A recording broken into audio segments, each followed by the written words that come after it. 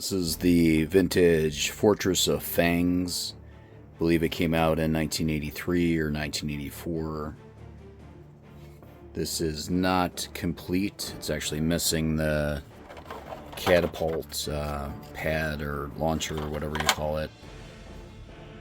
It is missing the gargoyle and I think maybe one or two of the teeth.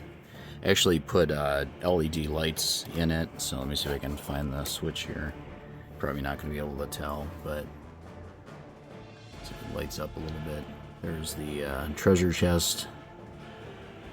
So I did have to repaint it. It was a little scuffed up, but it's hard to tell, but the stickers are in pretty decent shape. Like I said, it's just missing a few things. I think I paid like $200 for it, so the gates are reproductions. So pretty awesome. Definitely really cool playset.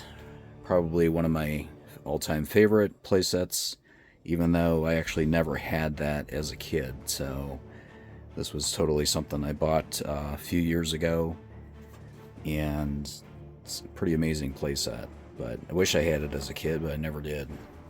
The only original thing that I had from the Advanced Dungeons and Dragons line was the dragon right here, and then Strongheart. This is original. Actually, that is not even the sword that he came with, but I forget what sword, who had that sword, but this is actually from my childhood. And unfortunately, recently that little trapdoor broke on it, so I always liked that little mechanism. But somehow I'm going to have to figure out how to fix it. I do have the wings for it, but the wings are kind of falling apart, so I need to work on that as well. Everything's a project. The hook horror, like I said, I got from Reeves Retro Toys, Matt Stryker at Toy Palooza last year. I think I paid like $20.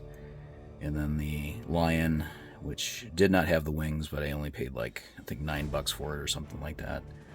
So, pretty awesome.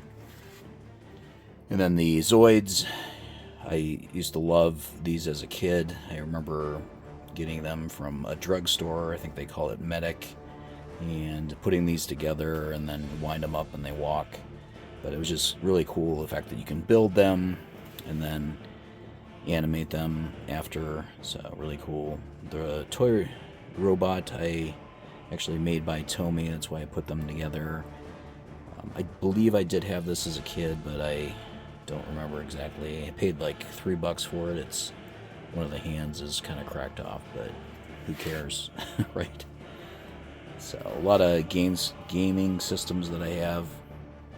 The Xbox original that I actually just bought like 5 or 6 years ago. I never had the original Xbox when it came out, but there's a couple of games, especially House of the Dead, that I really like playing on that.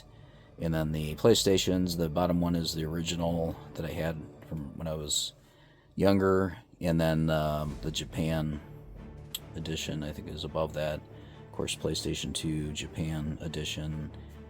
And then my Dreamcast collection. So this is a game console that I never knew came out, believe it or not, back in the, what was it, like the 2000s, early 2000s. Never even knew it existed, and this was just probably maybe 10 years ago I started getting into the Dreamcast, and I really like them because a lot of the games are like arcade games that just reminded me of going to the arcade as a kid. So of course I had to buy all 4 versions. I'll do like a more in-depth video in the future, but the black one, and I think the one on top is the US, both US versions. I actually modded this one to have that chip in it, so you can see that was a project. So I didn't film it, unfortunately, when I did this, but I'll talk more about that in the future. And then black, like I said, is the US version. That's a sports edition, I believe. The tan one above is the European edition, and then below that is the Japanese edition. And you can make all the locked games, I guess the region locked games play on the original Dreamcast. You just need a special disc. I forget what they call it. But I'll go over this. I'll do a video in the future of that. And then my loose parts, like everything is a project. So I have to put these together. But these are... actually, what's funny is I did replace the O-rings in them. And the new O-rings that I got broke. So these were all replaced. And then I got some cheap O-rings apparently. And so I got to work on that. These are figures that have been here for a while. I just haven't had the time one of these days, right? So I gotta just work on those. I think replace the O-rings and put them together. And then I got this, I believe, last year. This was the Storm Shadow that is not yellowed. I bought this from Happy Pappies, I think for maybe like 20 bucks. And the Cobra logo on it looks pretty decent. But the fact that it's not yellowed like a lot of the other ones. So it's in pretty good condition. I just got to put that together. Actually got this as a Christmas gift from my father and mother-in-law. And this is something that I didn't pay very much for. I think it was maybe like 10 bucks. It is quite yellowed.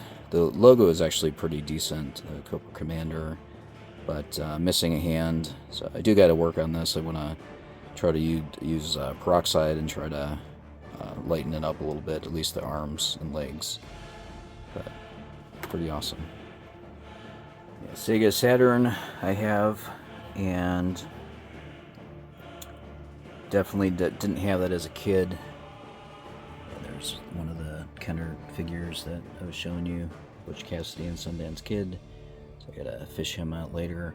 And the Batmobile, I had this as a kid. This was like early 60s, I think it came out, like the metal version, and then the plastic version was maybe in the late 60s, early 70s, but I had this when I was really young, so I had to rebuy that. I definitely remember that.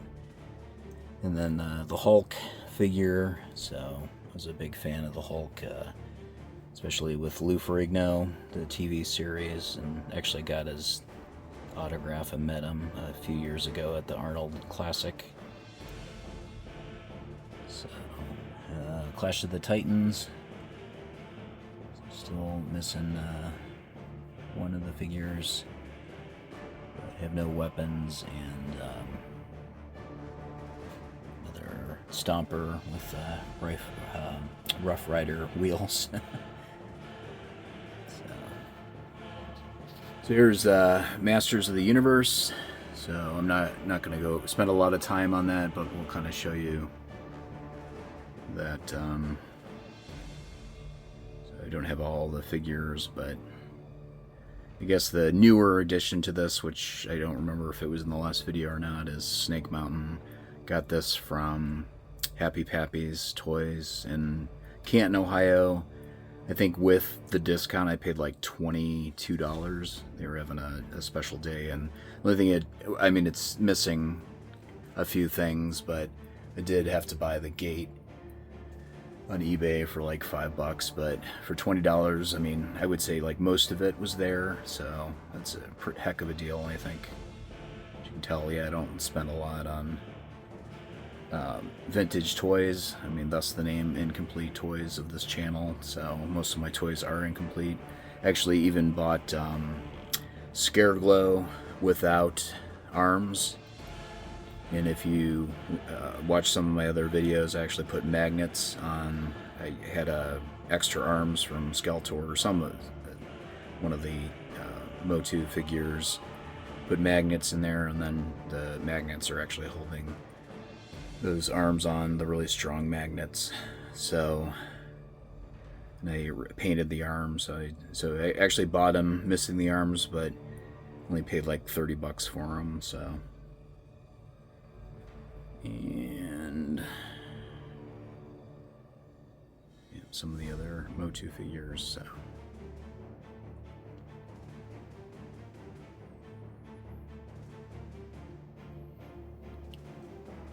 liked the Rubik's cubes. So some are vintage, some are modern, but and the snake. So R2D2, which has been in a lot of videos. Mousetrap was definitely my favorite game as a kid, and that is a one from the 70s, I think. I didn't pay much for it, like maybe $5. I think somebody was just trying to get rid of it at a garage sale. I don't even remember where I bought it.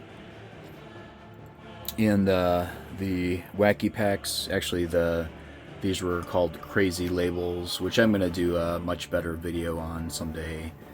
But I loved these as a kid, so I always remember going to the store with my dad and getting these. And this brand, I believe it was made by Flair. Correct me if I'm wrong in the comments. But my favorite one was Joke instead of Coke. But what's funny, for years I was looking up Wacky packs because I thought Crazy Labels were Wacky packs. Easy for me to say. And for years I couldn't find them. You know, it was like, I remember, like, especially the Joke one, I remember it coming out as a kid, but, you know, for many years as an adult, I'm looking up Wacky packs, and I was like, I know they made these, but I was, you know, not looking under Crazy Labels, so, and these came out in the early 80s, but I remember these the most, but, So these were awesome. Like I said, it's a lot of nostalgia for me. Just always going to the store with my dad, the convenience store, and getting packs of these. But this is actually a poster, so probably even definitely pretty rare, I would say. I don't even remember how much I paid for it. Not too much, but it's missing a couple of the stickers, but most of it is there. And I mean, these weren't technically posters. It was a sheet of these Crazy Labels that were not cut into the card. So I think originally when they made them into these big sheets, and then they would cut them afterwards. So that big stack right there, I'll go over at the end of the video. So that's a lot of, I guess, like newer stuff, things that you probably haven't seen before. So this is brand new right here. This is from the toy department near Cincinnati. I actually finally made it there. So this is like a week ago, or a couple weeks when you see this video. And I do have footage of the toy department, and I will put that together. It probably won't be until the fall because I'm very busy this summer. There's so much going on, so I apologize for that.